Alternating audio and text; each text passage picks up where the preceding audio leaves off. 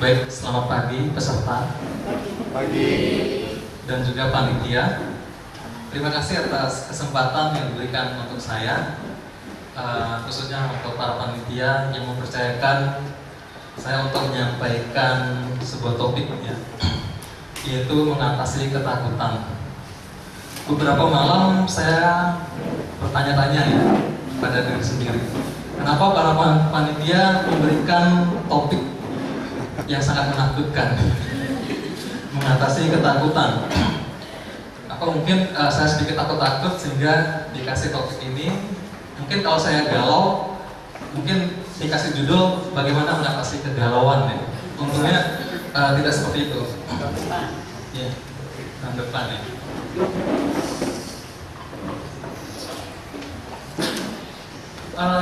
Saat ini untuk pertama kali di seminar, biasanya saya pakai PowerPoint ya. Tadi saya lihat, saya kira ada papan tulis, maunya pakai PowerPoint ya. Tapi karena nggak ada PowerPoint dan nggak ada papan tulis, hari ini atau tahun ini tidak menggunakan PowerPoint agar lebih fokus ya. Mengatasi ketakutan ya. Mengatasi ketakutan. Siapa sih yang nggak pernah merasa takut ya? Atau para peserta ada yang pernah tidak merasakan takut? Saya yakin semua pernah merasakan takut ya. Tidak peduli usia kita berapa, tua ataupun muda, kemudian jenis kelamin, pria atau wanita, kaya ataupun miskin, semua pernah mengalami apa yang dinamakan ketakutan. Menurut definisi artikata.com ya, biasanya saya ambil di kamus besar, hari ini ambilnya dari artikata.com. Kata ketakutan itu berasal dari kata takut ya. Kata takut.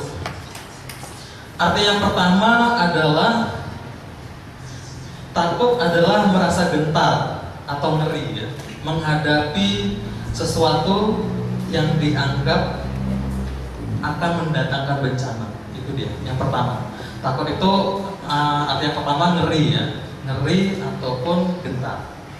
Kemudian pada arti yang kedua, takut itu berarti takwa, segan dan hormat. Biasanya takut atau ketakutan itu dikonotasikan dengan sesuatu yang negatif, padahal tidak selamanya demikian, saudara-saudara. Takut tidak selalu bersifat negatif. Kenapa demikian? Karena pada arti yang kedua, takut itu ada yang bersifat takwa, ya, segan, hormat. Takut itu sendiri bisa dibedakan dalam dua hal. Yang pertama yang bersifat positif, ya, dan yang kedua bersifat negatif. Kalau yang bersifat positif itu yaitu takut akan Tuhan, ya. Takut akan Tuhan, bagaimana kita mentaati Tuhan, ya. Kemudian kita hidup setia, hidup saleh, jujur, menjaga kesucian. Yang pada intinya kita melakukan perintahnya serta menjauhi larangannya. Itu takut yang bersifat positif. Ada banyak macam rasa takut ya. Ada banyak macam rasa takut yang dihadapi oleh setiap manusia. Baik itu takut gagal ya. Kemudian takut kematian, takut usia tua. Kalau tadi Saudara Timbul menyampaikan tentang kekhawatiran takut tua ya. Dan juga ada orang yang takut muda ya. Takut muda artinya belum sampai tua sudah lewat. Kemudian takut yang lain adalah takut kesepian. Takut dibilang jomblo ya. Baru putus seminggu jadian lagi ya. Kemudian ada banyak takut yang lain, takut bangkrut. Ingin mulai suatu usaha baru atau ingin merintis suatu usaha karena takut bangkrut sehingga gagal untuk melakukan usahanya. Nah itu dia macam-macam rasa takut. Mengapa ada rasa takut, saudara-saudara? Mengapa, atau dengan kata lain, mengapa manusia mengalami ketakutan? Itu berawal sejak manusia itu jatuh dalam dosa. Dalam hal ini manusia manusia takut akan ketelanjangan. Sejak manusia pertama itu Adam dan Hawa ditempatkan di Taman Eden, ya. Mereka dikatakan telanjang, tapi mereka tidak malu. Tapi oleh karena mereka jatuh dalam dosa, maka ketakutan itu menyelimuti manusia itu sendiri, yaitu Adam dan Hawa. Mereka jadi ketakutan, mereka takut dan bersembunyi dari hadapan Allah, ya. Lantas kita melihat juga di Alkitab, ya. Baik itu di Perjanjian Lama maupun Perjanjian Baru, banyak tokoh-tokoh yang mengalami ketakutan atau mengalami rasa takut. Dimulai dari tadi Adam dan Hawa, kemudian selanjutnya Kain, ya. Kain yang telah membunuh Abel, kemudian oleh karena dia takut dibunuh juga dengan orang-orang lain, sehingga dia berlari atau melarikan diri. Kemudian juga ada Abraham, ya. Kita lihat contoh, ya, dalam Alkitab. Abraham ketika dia ke Mesir, ya, dia takut terhadap Raja Firaun, ya, Firaun. Oleh karena dia membawa istrinya yang begitu cantik, ya. Mungkin sama seperti istri saya, ya. Kita cerita agak cantik mungkin. Kok ragu-ragu? Nah, dari sini kita lihat Abraham itu takut, jangan-jangan nanti istrinya diambil oleh Firaun, kemudian dia dibunuh, ya. Sehingga dia mengatakan setengah kebenaran. Mungkin banyak dari kita oleh karena ketakutan menyampaikan sesuatu yang benar tapi setengah, atau setengah kebenaran, setengah kebohongan. Memang benar bahwa Sarah itu adalah adik dari Abraham, ya. Tapi berbeda ibu. Namun oleh karena ketakutan Abraham dia menyatakan setengah kebenaran dan setengah kebohongan. Kemudian kita lihat contoh lain, Saul, ya. Saul dalam medan peperangan pada waktu itu, oleh karena desakan rakyat juga, ya, yang berperang melawan orang Filistin, dia lama menunggu Samuel, ya, untuk melakukan pengorbanan atau korban bakaran, mempersembahkan korban bakaran. Dan di sini oleh karena ketakutan, oleh karena Samuel lama datang, Saul bertindak sebagai imam. Dia mencoba melakukan atau mempersembahkan korban bakaran, dan itu adalah sesuatu yang salah, sehingga tata kerajaan Israel telah berpindah, ya, dari Saul kepada Raja Daud. Selanjutnya juga kita lihat dalam Perjanjian Baru, ya, Petrus. Mungkin kalau saudara dan saudari membaca di sana tentang Petrus, ya. Petrus menyangkal Yesus, ya. Dia oleh karena ketakutan, takut. Kemudian juga dalam hal lain, ketika Yesus berjalan di atas air, ya, dan Petrus meminta kepada Yesus untuk datang kepadanya. Kita lihat di sini Petrus ketika merasakan hembusan angin, ya, di danau di atas air pada waktu itu, ia merasakan ketakutan dan akhirnya dia tenggelam karena fokusnya kepada Kristus telah menjadi buyar, ya, oleh karena hembusan angin. Saudara dan saudari, saya akan membagi rasa takut ini, ya, definisi dari rasa takut ini menjadi dua, ya. Kalau boleh saya meminjam istilah internal dan eksternal, ya. Sejenis apa itu, ya, internal dan eksternal? Internal adalah faktor dari dalam diri, saudara-saudara. Dari dalam diri sendiri yang sejak kecil dipupuk, ya. Dipupuk, dikembangbiakan. Ketakutan-ketakutan kecil itu diakumulasi atau dijumlahkan menjadi ketakutan besar. Mengapa dikatakan ketakutan itu ada di dalam diri kita itu dipupuk sejak kecil? Salah satu contoh ya, misalkan anak 2 tahun main keluar ke tempat gelap sedikit, mama atau bapaknya bilang, nak jangan ke tempat gelap, ada au atau ada meong, seperti itu. Dan anak kecil itu akan merasa ketakutan ya, takut kegelapan. Ini yang salah, saudara. Anak-anak dididik menjadi takut. Padahal apa yang semestinya dilakukan oleh orang tua, ya? Ketika anaknya pergi ke tempat gelap atau ke tempat gelap, maka orang tua itu harus mempersiapkan penerang, ya, menyiapkan penerang, senter, lampu dan lain sebagainya, dan menuntun anak itu untuk jalan di tempat yang gelap, dibimbing, ya, sehingga anak tidak menjadi takut. Kemudian juga takut itu bersumber dari dalam diri sendiri oleh karena trauma terhadap sesuatu, ya.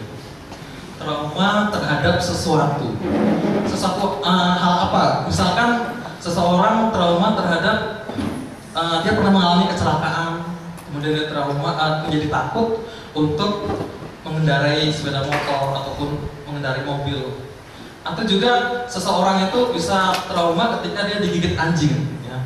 Ketika masih kecil digigit anjing dan sudah besar dia takut terhadap hewan, ya, atau terhadap anjing atau binatang-binatang yang lain.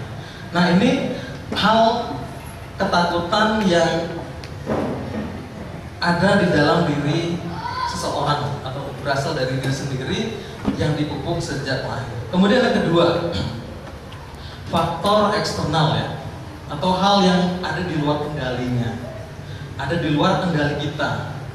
Apa contohnya, saudara-saudara? Ketakutan itu yang berasal dari luar kendali kita adalah oleh karena bencana alam, ya. Bencana alam seperti tadi ditayangkan di video tadi, ya, oleh saudara Adi tentang tsunami, sehingga banyak orang menjadi takut. Kemudian juga kita lihat di dalam Alkitab, ya, takut peperangan, ya, oleh karena situasi peperangan. Oleh para komentator yang mengatakan peperangan di zaman Alkitab itu sangat sadis, ya. Dimana di dalam Alkitab digambarkan perempuan yang hamil ada yang dibelah menggunakan pedang, kemudian ada yang disula, kemudian ada yang dikuliti, ada yang lidahnya ditarik kemudian dipotong. Nah, itu komentator menggambarkan peperangan pada saat itu, ya, di zaman Alkitab. Nah, ini hal-hal yang di luar kendali yang membuat orang menjadi takut. Di samping itu juga hal-hal yang bersifat di luar kendali adalah ancaman-ancaman atau sabotase dari orang lain terhadap diri kita. Nah, itu tadi hal-hal yang bersifat eksternal. Lantas kita akan masuk kepada poin yang kedua. Tadi poin pertama, mengapa, ya, ada rasa takut. Yang kedua adalah bagaimana mengatasi ketakutan. Bagaimana untuk jangan takut. Bagaimana supaya jangan takut. Sebenarnya jawabannya sudah ada di pertanyaan tersebut, itu jangan takut. Tapi manusia, namanya manusia itu nggak suka, ya, hal-hal yang bersifat singkat. Seperti SMS, kalau ditanya udah makan, sudah. Lagi di rumah, iya. Kalau jawabannya ya dan A, tapi hanya huruf Y, ya. Atau juga kalau di BBM cuma di read doang, ya. Read atau dibaca tapi nggak dibalas. Manusia, sifat manusia tidak ingin sesuatu yang singkat, ya. Butuh uraian. Kalau tadi bagaimana agar jangan takut, jadi jangan takut. Namun kita butuh uraian yang panjang agar menjadi langkah-langkah kita untuk mengurangi ketakutan atau menghilangkannya sama sekali. Yang pertama adalah kita harus menyadari adanya ketakutan. Dalam hal ini, dengan kata lain, kita mengakui adanya ketakutan di dalam diri kita. Kita harus mengetahui apa yang menjadi sumber ketakutan tersebut. Ada banyak faktor, ya. Tadi sudah saya ungkapkan yang bersifat internal dan eksternal, bersifat dari dalam diri sendiri dan dari luar diri sendiri. Kita harus mengakui, misalkan kita takut lewat jalan raya, takut polisi, takut ada razia, dan kita tidak melengkapi kelengkapan surat-surat. Kita harus mengetahui sumber ketakutan itu. Kalau sumber ketakutannya ketika kita mengendarai kendaraan motor di jalan raya supaya terhindar dari razia atau dari tilang, maka kita harus mempersiapkan kelengkapan surat-surat ataupun hal-hal yang dibutuhkan dalam berkendara. Kemudian faktor lain, saudara-saudara, kita harus mencari sumber apa yang kita takutkan. Kalau takut bangkrut, atau mungkin di sini ada para sales atau marketing, biasanya takut ketemu klien atau ketemu customer. Nah, bagaimana kita mengurung ketakutan itu atau mengidentifikasi apa sumber ketakutan kita? Apakah karena penampilan kita, ataukah cara berbicara kita? Ini bersifat evaluasi atau bersifat koreksi, yang mana nantinya hal-hal tersebut, kekurangan-kekurangan tersebut akan kita lengkapi atau kita perbaiki, sehingga ketika kita bertemu klien atau bertemu seseorang, kita dapat dengan berani dengan tidak takut-takut lagi. Mungkin pada awal-awal kita takut, tapi oleh karena kita sering melakukannya, sering bertemu klien, sehingga lambat laun itu menjadi terbiasa. Di makalah ada banyak cara-caranya, saya uraikan di sana. Namun di sini saya ingin menyampaikan hanya 4 buah poin. Yang kedua adalah berdoa memohon keberanian. Berdoa memohon keberanian dari Tuhan. Kadang kita sombong seperti tadi seperti topik yang tadi dibawakan oleh saudara Adi tentang sombong. Kadang kita mengandalkan diri sendiri, mengandalkan kekuatan manusia, mengandalkan talenta-talenta yang kita miliki, dengan melupakan kuasa doa itu sendiri. Kapan kita terakhir berdoa? Mungkin tadi saat doa pembukaan.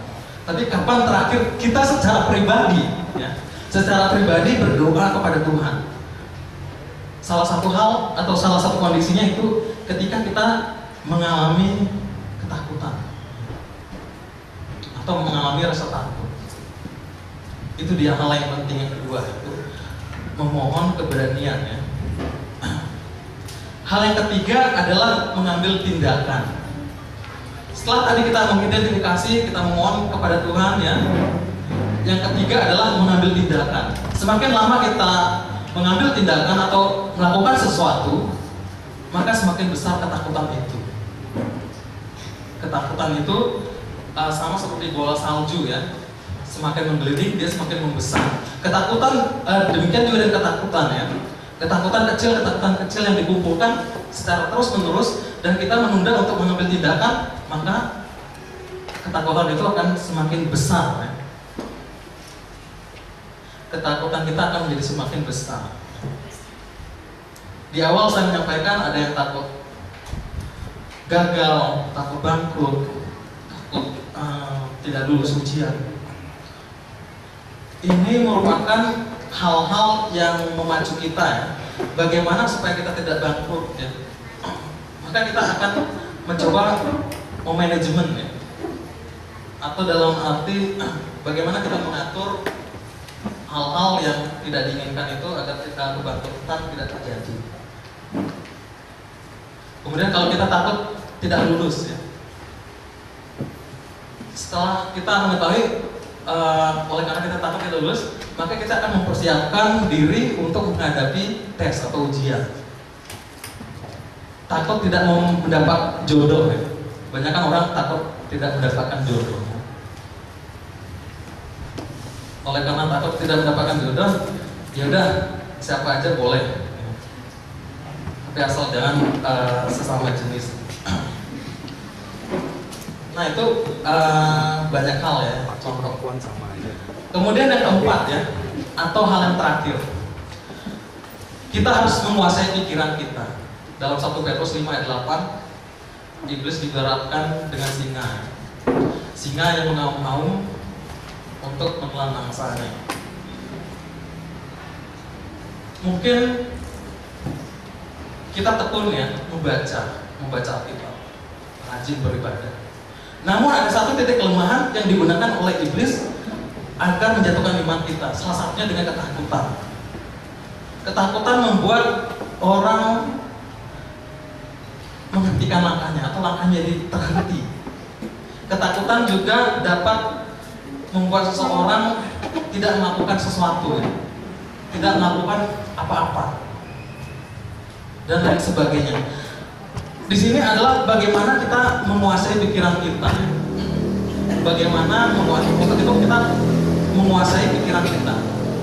Pikiran kita atau otak kita ya. Kalau diibaratkan itu seperti saluran TV.